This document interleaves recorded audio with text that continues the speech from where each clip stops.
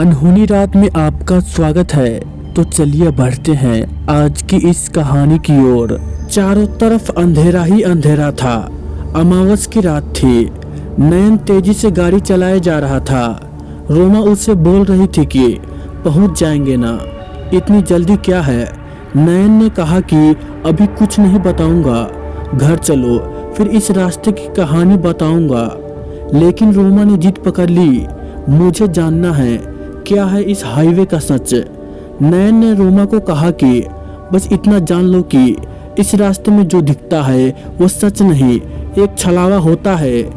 इसीलिए हमें ध्यान देना है कि कोई भी कितना भी जरूरतमंद क्यों ना हो, हम कार से नहीं उतरेंगे।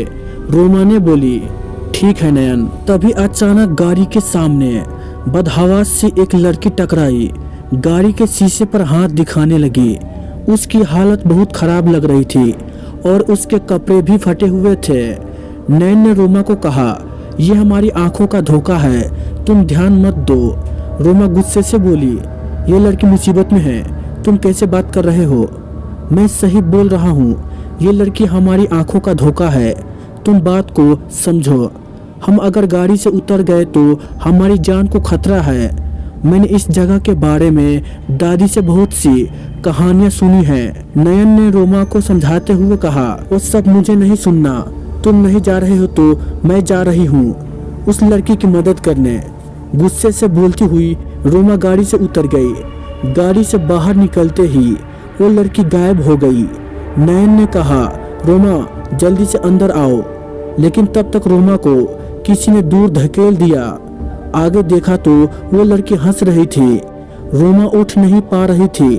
इधर नयन गाड़ी से निकल नहीं पा रहा था। लग रहा था कि बाहर से कोई गाड़ी को जोर से दबोचे हुए है। अब नयन का दिमाग काम नहीं कर रहा था कि क्या करे। रोमा रोते रोते नयन को पुकारे जा रही थी। तभी नयन को याद आया कि दादी ने उसे बताया था कि जब भी ऐसा कुछ हादसा हो, जब हम कुछ नहीं कर सके तो भगवान को याद करना चाहिए। उसने तुरंत अपना फोन निकाला और महामंत्र लगा दिया। फिर भगवान को याद करके जोर से गाड़ी की डोर को धक्का दिया। उसे लगा कि जैसे दादी उसके पास खड़ी है।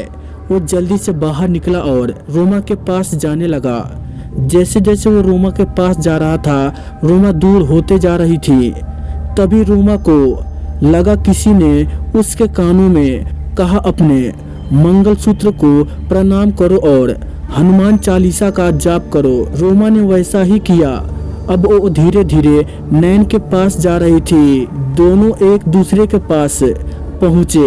रोमा रोते हुए नयन से माफी मांगी। नयन ने कहा, अब जल्दी से चलो यहाँ से। दोनों गाड़ी में बैठे। भगवान का जाप करते करते दोनों उस हाईवे से बाहर निकल गए। नयन ने पीछे देखा तो दादी खड़ी मुस्कुरा रही थी। तो दोस्तों ये कहानी बस इतना ही। तो चलिए मिलते हैं अगली कहानी में। अगर आपने अभी तक हमारे YouTube चैनल को सब्सक्राइब नहीं किया है तो कर ले, ताकि आने वाली वीडियोज की नोटिफिकेशन आपको जल्द ही मिल जाए। तो चलिए मिलते हैं अगली वीडियो में।